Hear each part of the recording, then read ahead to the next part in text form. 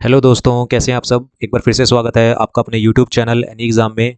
Guys, आज की इस वीडियो में हम चंडीगढ़ हाउसिंग बोर्ड की क्लर्क की जो वैकेंसीज हैं उसके लिए मिनी मॉक टेस्ट 8 को अटेम्प्ट करेंगे, जिसमें हम 20 क्वेश्चंस को अटेम्प्ट करते हैं और इसमें हम आपका टारगेट रखते हैं कि आपके 20 में से 15 क्वेश्चन तो एटलीस्ट सही होंगे और आप अपना स्कोर हमें कमेंट करेंगे। और अगर आपको ये वीडियो पसंद आए तो प्लीज़ इस वीडियो को लाइक ज़रूर कीजिएगा इसी तरह की और टेस्ट सीरीज़ के लिए।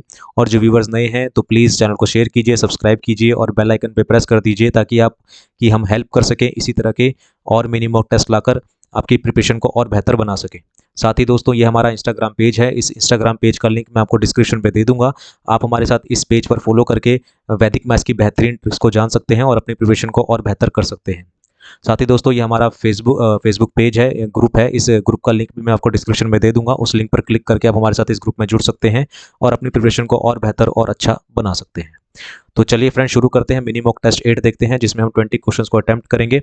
तो फर्स्ट क्वेश्चन जो हमारे पास आता है वो आता है हमारे पास जीके से। The bio fertilizers use for the paddy crops. Paddy crops के लिए जो बायो फर्टिलाइजर यूज किया जाता है वो कौन सा होता है। तो bio fertilizer use for the paddy crops वो होता है blue green algae. Option number A इसका करेक्ट हो जाएगा। ब्लू ग्रीन एल्गे जो होता है बायो फर्टिलाइजर है जो कि यूज किया जाता है किसके लिए, पैडी क्रॉप्स के लिए। नेक्स्ट क्वेश्चन पे आते हैं। नेक्स्ट क्वेश्चन देखते हैं हमारे पास कौन सा है जीके का। नेक्स्ट क्वेश्चन हमारे पास, the nucleus of a singly ionised carbon atom contains.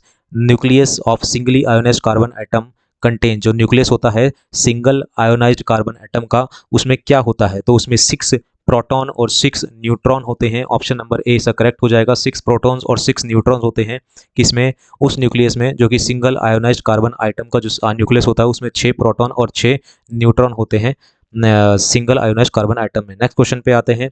Next question है हमारे पास, soap helps in cleaning cloth because. Soap जो होता है वो क्लोथ को क्लीन करने के काम आता है क्योंकि, क्यों कहाँ क्यों काम आता है। तो इसका जो सही आंसर हो जाएगा, soap helps in cleaning cloth because. तो इसका सही आंसर हो जाएगा, it has its lower the surface tension of solution.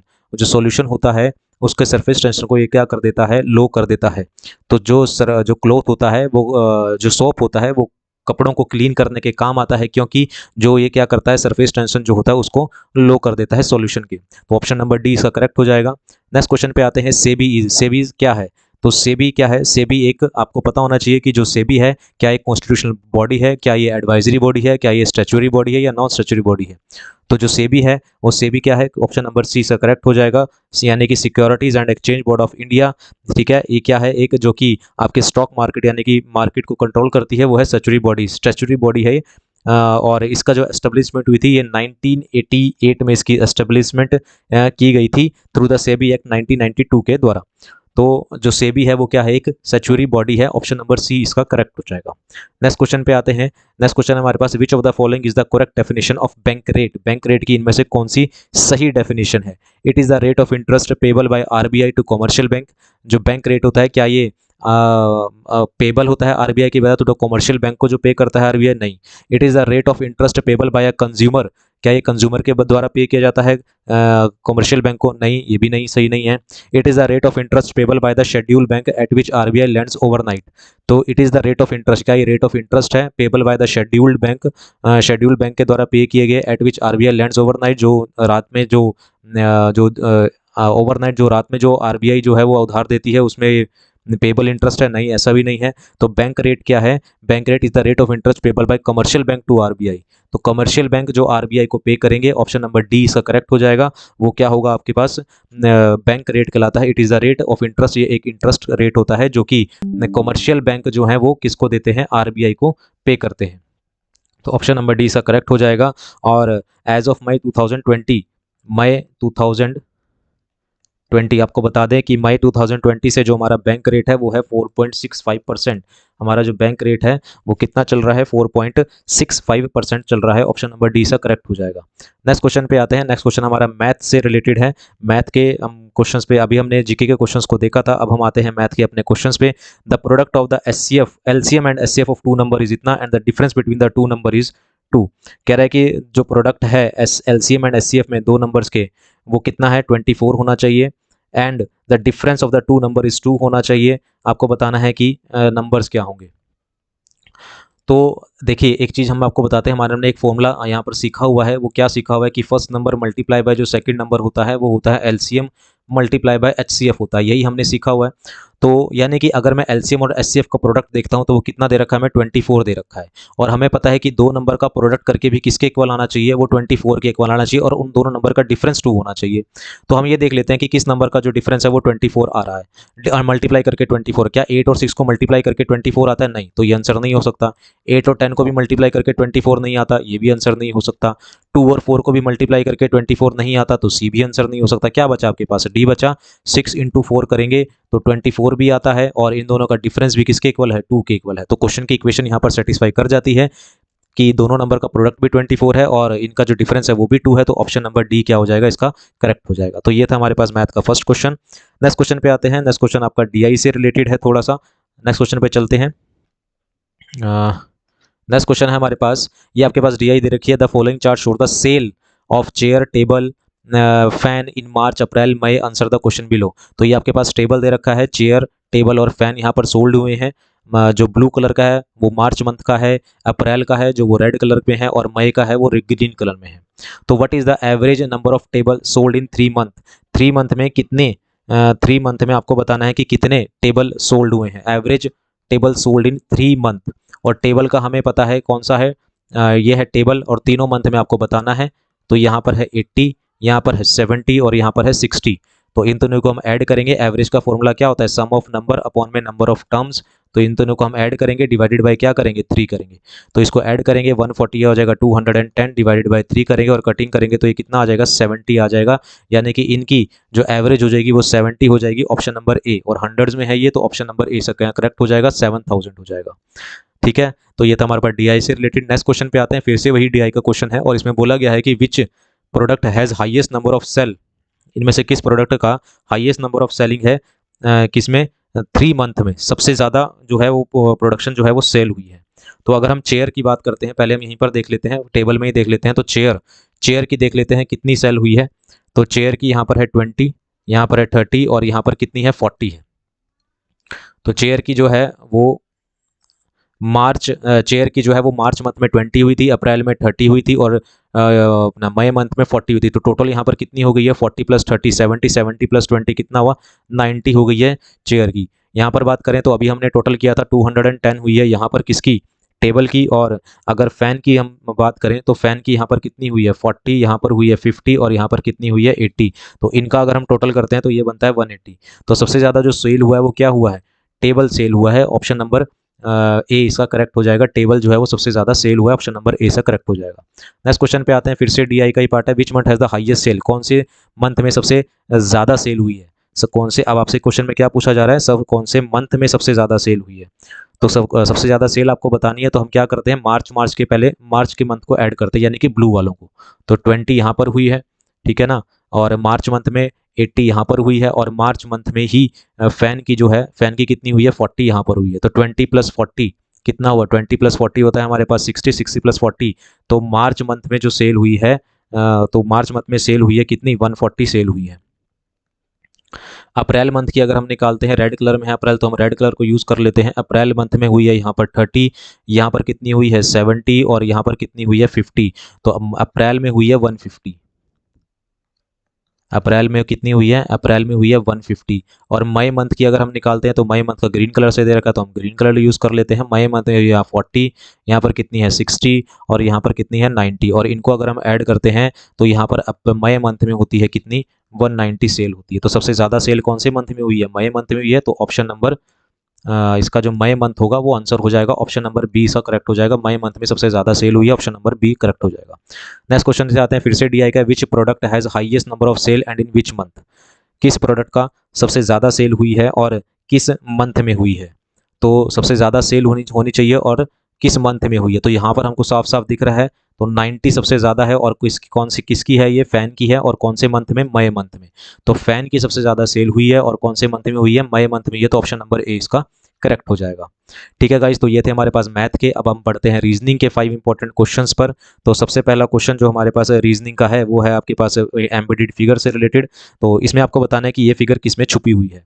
तो साफ साफ मेरे को तो यहाँ पर नज़र आ रहा है कि जो ये फिगर है ये कहाँ पर छुपी हुई है? ऑप्शन नंबर डी में ये फिगर जो है वो छिपी हुई है। यहाँ से इधर आए, फिर ऐसे, यहाँ पर मैं इसको रेड कलर से शो कर देता हूँ ताकि आपको दिख जाए। ये ऐसे आया, फिर देन ऐसे गया, देन ऐसे, इस तरीके से, और ये फिगर आपके ऑप्शन नंबर डी यानी कि ऑप्शन नंबर डी में ये छुपी हुई है। ऑप्शन नंबर डी से करेक्ट हो जाएगा। नेक्स्ट क्वेश्चन पे आते हैं। नेक्स्ट क्वेश्चन है आपके पास, a younger A is younger than B. A जो है वो यंगर है किससे? बी से। ए यंगर है, यंगर मतलब छोटा, यानी कि बी बड़ा होगा किससे? ए से। And B is elder than C. B बड़ा है किससे? B is elder than C and C is younger than A. C A से छोटा है और बी सी से बड़ा है, तो यहाँ पर आ जाएगा C. D is elder than B. D जो है वो बी से बड़ा है। Who is the youngest among them, तो यंगेस्ट कौन है? सी है, तो ऑप्शन नंबर ए इसका करेक्ट हो जाएगा। सी आंसर हो जाएगा। ऑप्शन नंबर ए में सी दे रखा है, तो इसका आंसर क्या हो जाएगा? Option number A C. आगे बढ़ते हैं हमारे पास।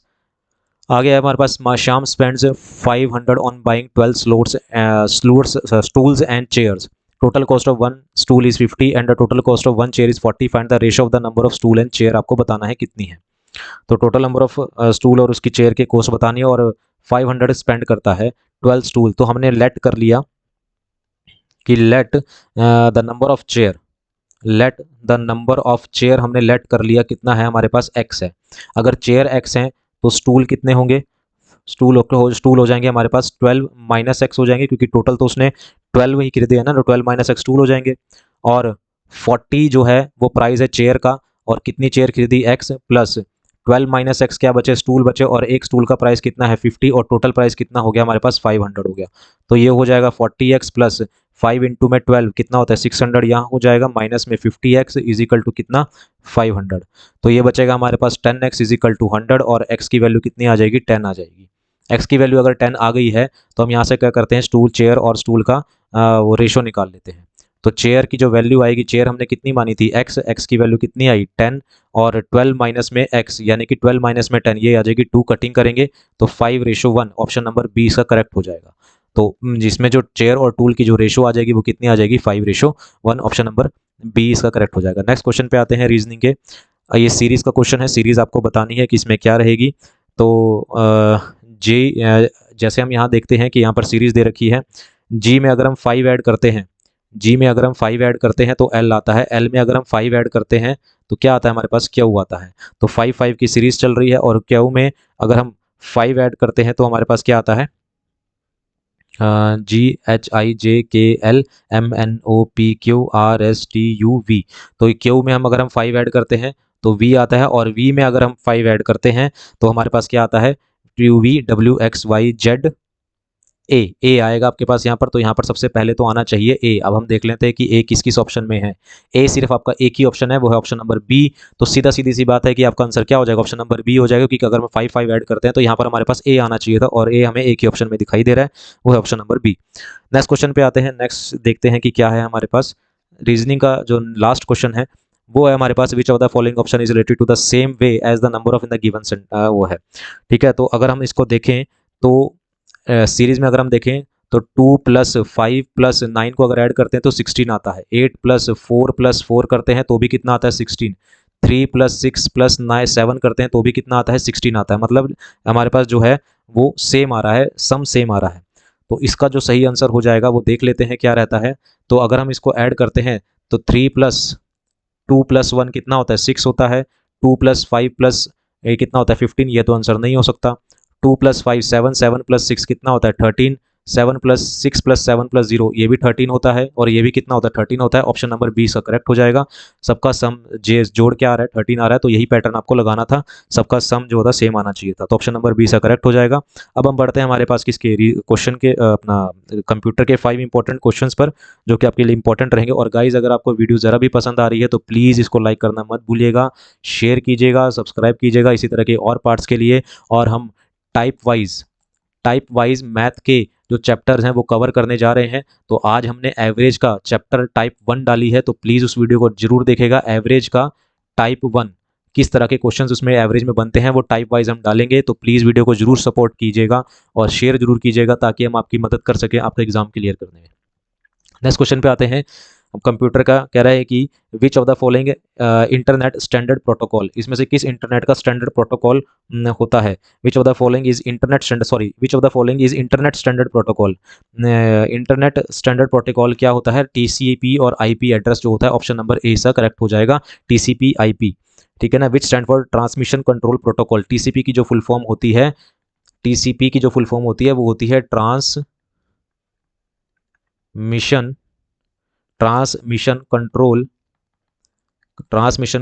प्रोटोकॉल।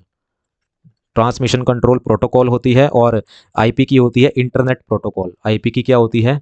Internet protocol. तो आप ये ध्यान रखेंगे कि आईपी की फुल फॉर्म होती है इंटरनेट प्रोटोकॉल, और टीसीपी की होती है ट्रांसमिशन कंट्रोल प्रोटोकॉल। तो ये क्या होते हैं? हमारे पास इंटरनेट स्टैंडर्ड प्रोटोकॉल्स होते हैं। आगे बात करते हैं हमारे पास क्वेश्चन नंबर सेकंड पे कंप्यूटर के। कह रहा है कि the program that is used by search engine to search the internet for document using their web address is known as. कह रहा है कि द प्रोग्राम, वो प्रोग्राम क्या होता है? दैट इज यूज किया जाता है बाय सर्च इंजन के द्वारा to search this internet for documents using the web address is known as. उसे क्या बोलते हैं? उसे हम बोलते हैं स्पाइडर। ऑप्शन नंबर डी इसका करेक्ट हो जाएगा। सो स्पाइडर बोल जाता है। Spider is an important element होता है फॉर अ सर्च इंजन, एक सर्च इंजन के लिए एक सिस्टमेटिक मैनर में किसी डॉक्यूमेंट को ढूंढने के लिए। तो ऑप्शन नंबर डी इसका करेक्ट हो जाएगा। नेक्स्ट क्वेश्चन पे आते हैं। Which of the following scrambles a message by applying a secret code.